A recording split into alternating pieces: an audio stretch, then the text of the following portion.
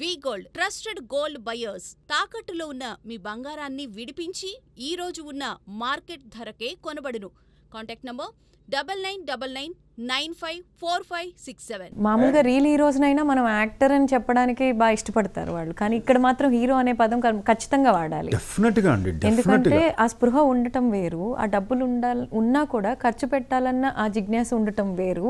దానికి వాళ్ళు self accountability తీసుకుని ఆ శ్రమని కలిపి వాళ్ళు ఆ రెస్పాన్సిబిలిటీ తీసుకోవడం డిఫరెంట్ థింగ్. చాలామంది చాలా ఈజీగా సోషల్ మీడియాలో కానీ లేదా డిజిటల్ మీడియాలో కానీ చాలా ఈజీగా బురద ఇంత తీసుకొని చల్లేస్తుంటారు. యాంటీ ఫ్యాన్స్ కానీ లేకపోతే యాంటీ హీరోస్ కానీ ఇలా కాదు అని. తుఫాన్ ఏదన్నా వచ్చినా కూడా ఇప్పుడు రియల్ హీరోస్ ఏం చేస్తున్నారు, వాళ్ళు సినిమాల్లోనైనా ఇదే నేను అడగాలనుకున్నానండి. అంటే చాలా రంగాల్లో చాలామంది చేస్తూ ఉంటారు, కానీ వీళ్ళకే ఎక్కడ లేని నెగిటివిటీ వచ్చినా ఎక్కడ లేని ఫేమ్ వచ్చినా రెండు కూడా వీళ్ళకే ఎక్కువగా వస్తాయి.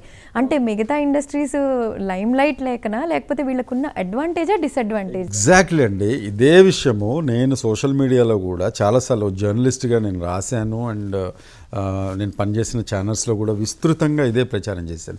సినిమా హీరోలకి మాత్రమే రెస్పాన్సిబిలిటీ ఉంటుందా? ఎవరైతే బురద చల్లుతున్నారో వాళ్ళని మనం ఈ క్వశ్చన్ ఖచ్చితంగా అడగాలి.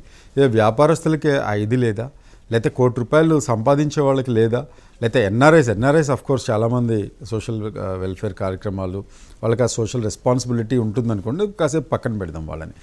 ఎందుకు మిగతా వ్యాపారులు కానీ మిగతా వాళ్ళు కానీ కొన్ని కోట్లు, వేల కోట్లు, వందల కోట్లు సంపాదించిన బిల్డర్స్ని కానీ వాళ్ళని ఎందుకు అడగరు?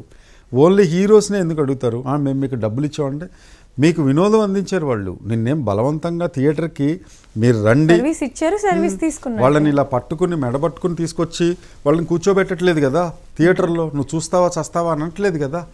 అనకపోయినా కూడా వాళ్ళ మీద బురద జల్లేసి మీరు ఎందుకు చేయలేదు, మీరు ఎందుకు అది చేయలేదు, మీరు ఎందుకు ఇప్పుడు దివసీమ ఒప్పనప్పుడు మనం సినిమాలు వచ్చాయి, కృషి గారు చేసిన సినిమాలు, కథానాయకుడు చూసాం. చాలా మందికి అప్పుడే తెలిసింది కూడా, అప్పుడే తెలిసింది మనందరికి, మన జనరేషన్కి ఏమని తెలిసింది, అరే అవును కదా ఈయన ఎన్టీ రామారావు గారు లీడ్ తీసుకున్నారు, దానికి సపోర్టు ఏఎన్ఆర్ గారు ఇచ్చారు, అంతమందికి ఆయన జోలు పట్టి మొత్తం అంతా విరాళాలు సేకరించి ఇచ్చాడు, ఓకే ఫైన్. మనకి ఇంకోటి ఆ సినిమాలో కూడా మీరు గుర్తు చేశారు కాబట్టి వచ్చిందండి, చాలా బ్యూటిఫుల్గా బ్యాలెన్స్ చేసిన ఆస్పెక్ట్ ఒకటి ఉంది. ఏంటంటే ఇవ్వడంలో కూడా స్ట్రక్చర్డ్గా ఇవ్వటం ఎంత ఇంపార్టెంట్ అనేది సావిత్రి గారిది ఒక లైన్ తీసుకొచ్చి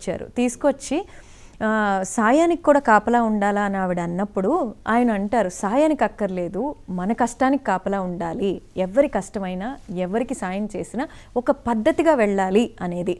సో అది వాళ్ళ అనాలిసిస్ని కానీ, అంటే ఆవిడ కూడా చాలా ఇమ్మెన్స్ పాపులారిటీ ఆవిడ ఇచ్చే గుణాన్ని బట్టి వచ్చింది. కానీ అల్టిమేట్లీ చేయడానికి ఆవిడ ఉంటే ఇంకా చేసేవాళ్ళు, ఆవిడ సరైన ప్లేస్లో ఉంటే ఇంకా చేసేవాళ్ళు. సో అక్కడ కూడా ఇట్లా స్ట్రక్చర్డ్గా వెళ్ళటంలో హీరోలది పెట్టింది పేరండి అప్పటి నుంచి చూసుకున్నా కూడా. సో దాంట్లో ఏమంటారు అసలు ఆ కథానాయకుడు అనగానే అది ఏమంటామండి, చాలా అద్భుతంగా చెప్పారు మీరే, చాలా సూపర్గా కనెక్ట్ చేశారు పాయింట్ని. నిజంగానే ఒక స్ట్రక్చర్డ్ ఆర్గనైజేషన్ మీరు దానం, అపాత్ర దానం అని పెద్దవాళ్ళు అనేవాళ్ళు, అపాత్ర దానం కూడా ఇవ్వకూడదు. ఏంటి అని అంటే ఇక్కడ నిజంగానే అనాథల, నిజంగానే వాళ్ళ దగ్గర ఏం లేదా, నిజంగానే చదువుకోవటానికి ఏం లేదా, నిజంగానే వాళ్ళది అసలు బడి గుడి లేని ఒక రిమోట్ ఏరియానా, ఇవన్నీ కూడా చూసుకుని, ఇవన్నీ కూడా బేరీజ్ వేసుకుని, అంచనా వేసుకుని. ఇంతకుముందు చాలామంది హీరోస్ ఎవరన్నా వచ్చి మేము చదువుకుంటున్నాము అది ఇది అంటే వాళ్ళు చెక్స్ రాసి ఇవ్వటం నాకు తెలుసు. అందులో ముఖ్యంగా మురళీమోహన్ గారి గురించి మనం చెప్పుకోవాలి. సీనియర్ హీరో మురళీమోహన్ గారు, ఆయనకంటూ అంటే జేబేరీ ఫౌండేషన్ అనేది ఉందా లేదా ఐ డౌట్, బట్ ఆయన ఎంతో మందికి ఉన్నాయి, ఎంతో మందికి ఎడ్యుకేషన్కి ఆయన స్వయంగా చెక్స్ ఇవ్వటం అనేది నాకు తెలుసు, ఆ లబ్ధి పొందిన వాళ్ళు నాకు తెలుసు.